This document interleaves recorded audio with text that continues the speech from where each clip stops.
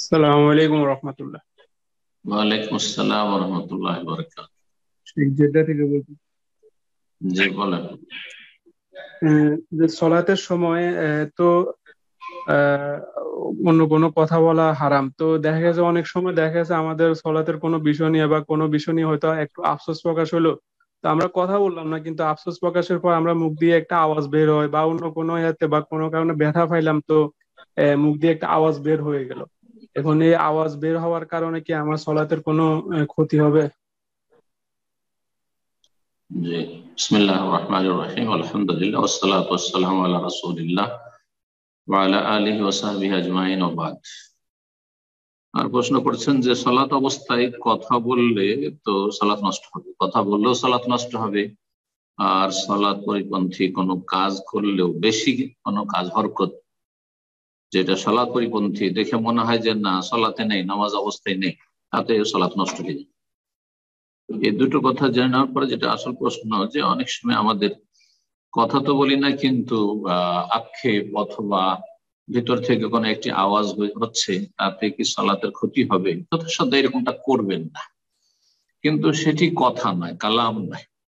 ধরেন কারো মনোকষ্ট আছে, দুশ্চিন্তা আছে, তো লম্বা শ্বাস নিচ্ছে, অথবা আক্ষেপ প্রকাশ করতে গিয়ে হয়তো একটি সাউন্ড হলো, এতে সালাত নষ্ট হবে না।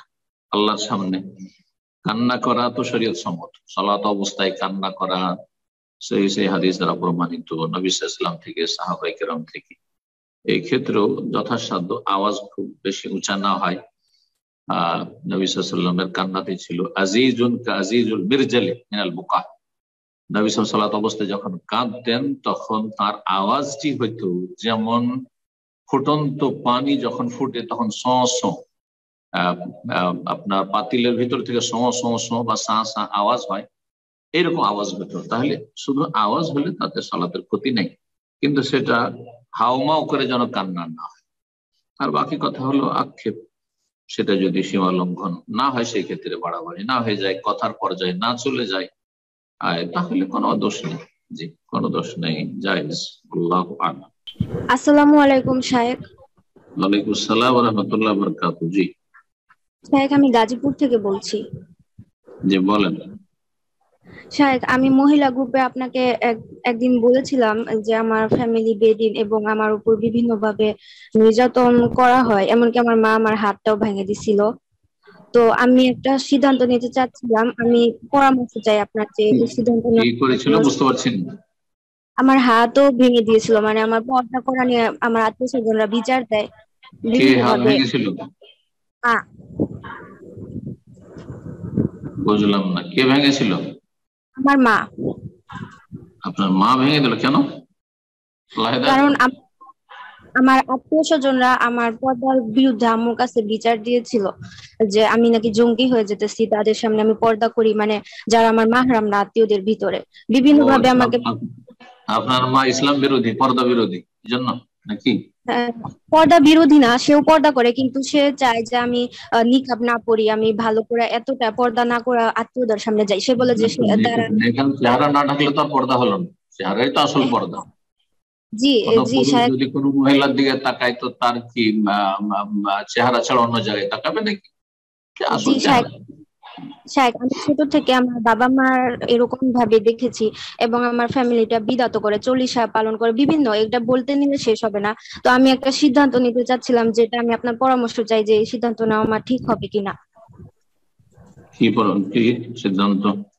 হ্যাঁ, আমাকে বাধ্য করা হয়েছে, আমি সহশিক্ষায় মানে অর্জন করছি, আমি মাদ্রাসায় ভর্তি হতে চাইছিলাম, 2 বছর যাবত আমাকে ভর্তি করে নাই। তো এখন আমার সামনে অ্যাডমিশন, আমি চাচ্ছিলাম যে মেডিকেলে খুব ভালো করে প্রিপারেশন নিয়ে মেডিকেলে কোনোভাবে যদি টিকতে পারি, তারপরে আমার তারা এই জায়গায় হচ্ছে আমাকে ছাড় দিবে, আমি আমার পছন্দের মতো দিনই কোনো ছেলেকে হয়তো বিয়ে করতে পারি, সুযোগটা পাইতে পারি। তো তারপরে যদি বিয়েটা করতে পারি, তারপরে আমি মেডিকেল পড়বো না, সেটা আমি ছেড়ে দিব। তো এই সিদ্ধান্তটা কি আমার নেওয়া ঠিক হবে? কারণ তখন আমার উপর আমার স্বামীর হক থাকবে, সে যা বলবে আমি সেটাই শুনবো। দিনই কাউকে বেছে নিতে পারলে, আমি এরকম ভাবতেছি যদি আমার হাত থাকে। সংক্ষেপে সংক্ষেপে সংক্ষেপে বুঝতে পারছি। জি, আহ, হয়েছে। জি শেখ, অনেক লম্বা প্রশ্ন হয়ে গেছে, সম্ভবত এটাই ওনার প্রশ্ন। বিষয়টা বোঝা যাচ্ছে যে মায়ের বা পরিবারের জুলুম অত্যাচার আছে বোনের উপর, আল্লাহ সহজ করুন এবং মা বাবাকে বোঝার তৌফিক দান করুন। তাদের দিন সম্পর্কে, ধর্ম সম্পর্কে অজ্ঞতা আছে।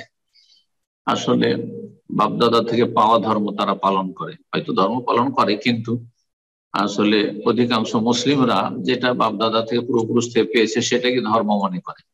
কোরআন এবং হাদিস থেকে যে ধর্ম নিতে হবে, দিন নিতে হবে, এটা জানে না অধিকাংশ মুসলিমরা, কারণ দিন চর্চা করে না। আর এই মনকে আল্লাহ তৌফিক দান করেছেন কোরআন সুন্নাহ চর্চা করার, এটি সৌভাগ্য।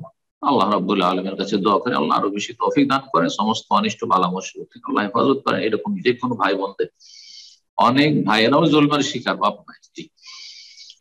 তো এরকম হয়েই থাকে। নবী সাল্লাল্লাহু আলাইহি ওয়াসাল্লাম সাহাবায়ে কেরামদের উপর কত জুলম হয়েছে, স্বয়ং রাসূলুল্লাহ সাল্লাল্লাহু আলাইহি ওয়াসাল্লামের উপর কত জুলম অত্যাচার করেছে। চাচা আবুল্লাহ কট্টর শত্রু, আর আত্মীয় স্বজন কত শত্রু। আল্লাহু আকবার। তো আলহামদুলিল্লাহ, এটি আম্বিয়া রাসূলগণের সুন্নাত। সবর করতে হবে, ধৈর্য ধারণ করতে হবে, উত্তম বদলা পাওয়া যাবে আল্লাহর কাছে এবং উত্তম বিকল্প আল্লাহ দেবেন। এখন পরামর্শ চেয়েছেন অথবা সিদ্ধান্ত নিতে চেয়েছেন যে আমি মেডিকেলে যেতে চাই, মাদ্রাসায় পড়তে দিল না। মেডিকেল পড়তে পারেন যদি ফিতনা থেকে বেঁচে থাকেন, গুনাহ থেকে বেঁচে থাকতে পারেন, নিজের মান ইজ্জত রক্ষা করতে পারেন, ইজ্জত আবুর হেফাজত করতে পারেন, তাহলে মেডিকেলে যান, যেতে পারেন। আমি উৎসাহিত করব না, কিন্তু বাধাও দেব না। হতে পারে সেটা আপনার জন্য কল্যাণকর হতে পারে।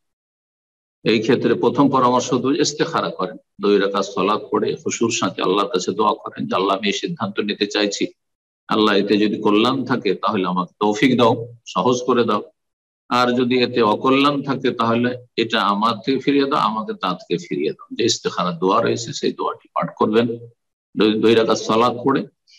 আর তারপরে যেটা ভালো মনে হয় সেটা করে ফেলবেন ইনশাআল্লাহ। আল্লাহ অনুতপ্ত করবেন না, লজ্জিত করবেন না, আল্লাহ হয়তো ভালো করবেন। আল্লাহ রাব্বুল আলামিনের কাছে দোয়া করে আল্লাহ সহজ করুন।